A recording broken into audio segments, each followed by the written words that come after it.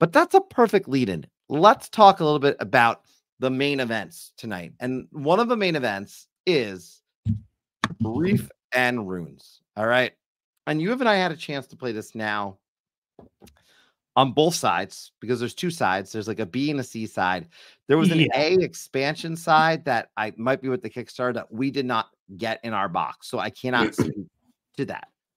But this is actually one of the things right up front that I will later, I will say, I'll just say it excited me. But let's first talk about thematically about this and then get into gameplay. Because thematically, what is happening, and it says it right here, it's Hydras and Otters. And it's in that world that we just talked about. It's in the same world of Wicked and Wise. But let's be very clear.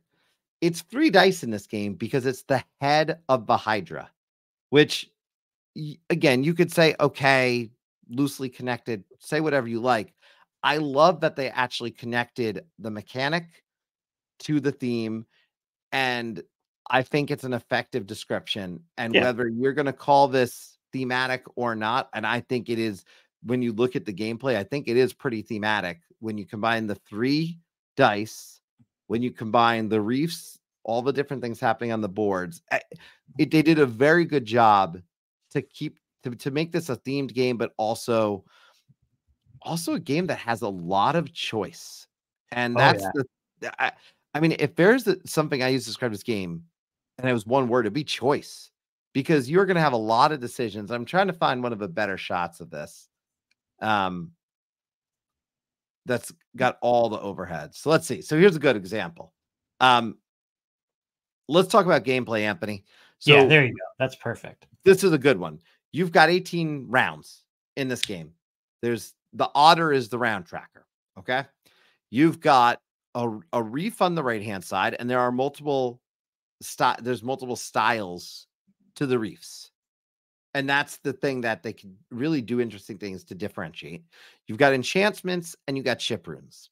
Now, you can take essentially 3 actions in this game.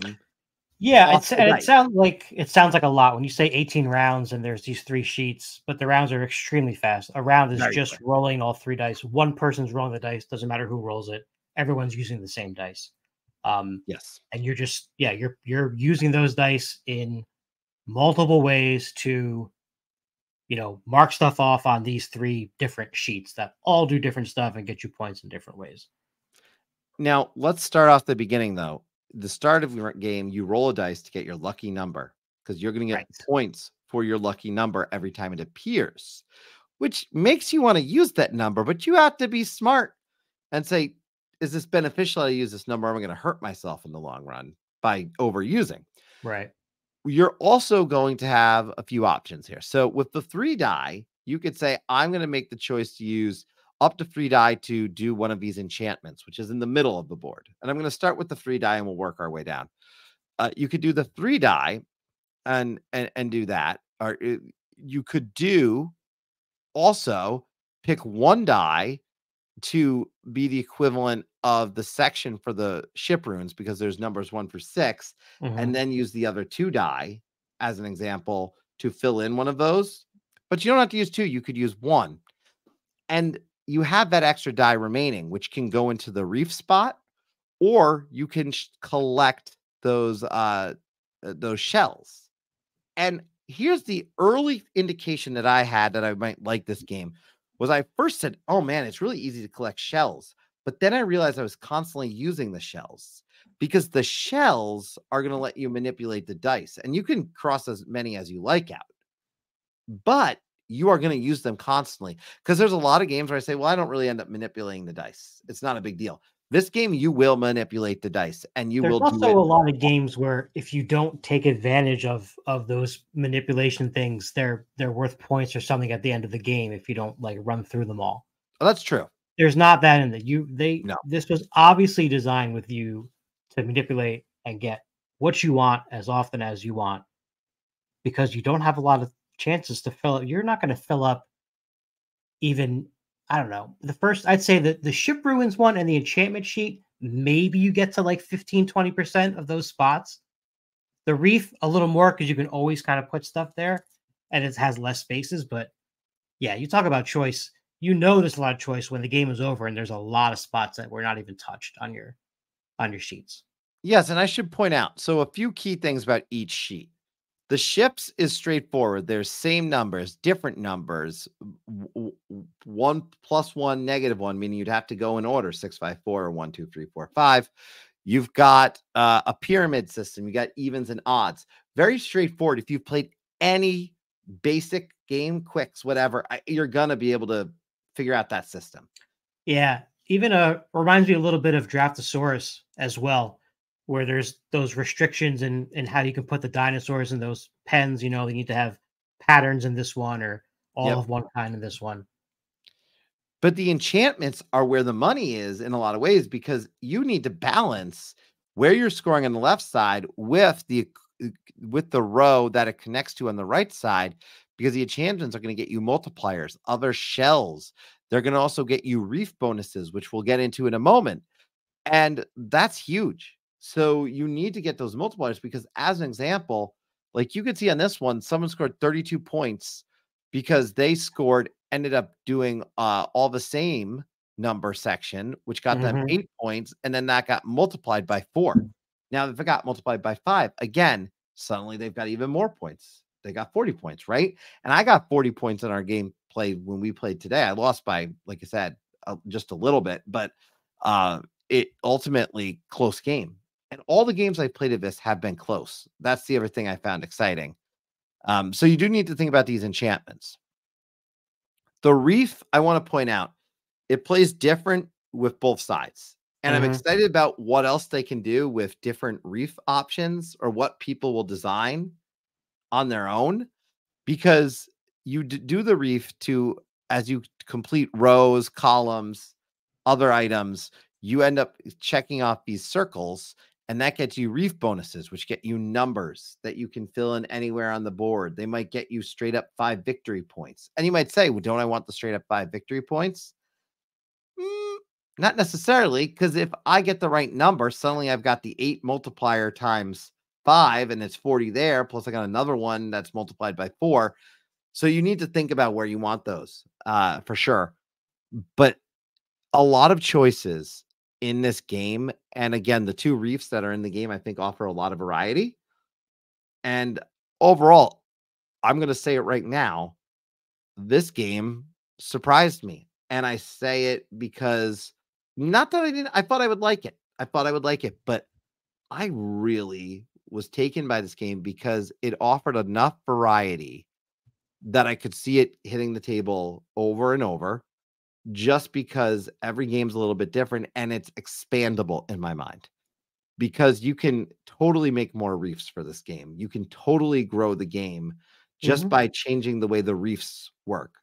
And it will make every gameplay a little bit different when you have a little bit of a different Reef. And again, there was an expansion Reef that was not in the box that might be with the Kickstarter, but quite frankly, I would have been interested in that one too. So if we have a chance to try it out, I will jump on it. Yeah, I enjoyed this one as well. It was a good middle ground between, the very simple roll and writes and the hefty, crunchy ones like Hadrian's Wall, or everything from the Motor City folks. So it's got those 3 sheets, right? It's just like, wow, there's a lot of stuff, but it's pretty simple what your choices are. That being said, there's some hard choices to make. Where am I going to get the most?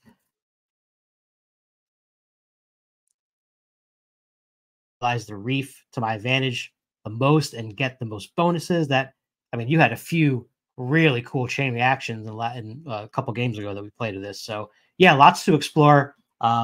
Looking forward to the final copy of this. I know most of this is what it'll look like, but a couple of design changes from what I understand. I do want to point that our review copy was essentially a final version, but it had the prototype-esque things happening where it would have been more sheets.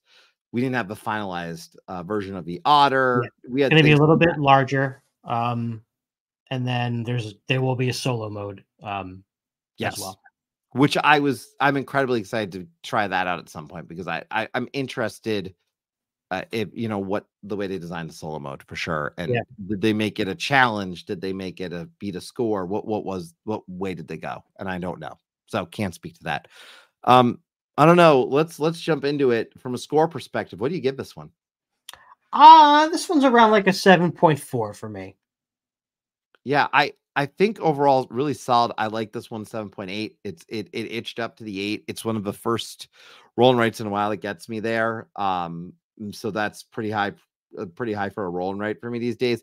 I think they did a really good job with this one, quite frankly. I really liked it. I think with more plays, this could be an 8, and that's why. So I say 7.8, but it was itching close for me just because I think if you like roll and writes a lot, but maybe have been like, they haven't been doing it for me lately, try this one. Yeah. I want you to try this one because I think you're going to be really pleasantly surprised. They did different stuff. And again, they keep it open enough. And I cannot stress enough the fact that, like, you cannot accomplish everything on these, and you have to come up with a plan. Like, you have to make a decision that I'm ignoring this and I'm ignoring this. And I'm really going to try to do a little bit of everything. You're not going to do well. Yeah. So I think every game will go different. And again, I will say, if you do not like games that don't have interaction, then no, this is not driving. But my understanding is that expansion, that one sheet that we didn't get to play, had a little bit more interaction somehow. Okay. I just can't speak to how. So, but that, my friends, was Reef and Ruins. Now, Reef and Ruins was designed by Carla Kopp, artist John Merchant, and it is published by Weird Giraffe Games. And I thank them so much for providing us a review copy. Again, we really enjoyed our play with this one. That was Reef and Ruins, which is on Kickstarter right now. I will make sure I put a link in the show notes for that one. Or if someone wants to drop a link in the comments, that's great too. Feel free to do that. That would be awesome. And it's got a 3-headed axle.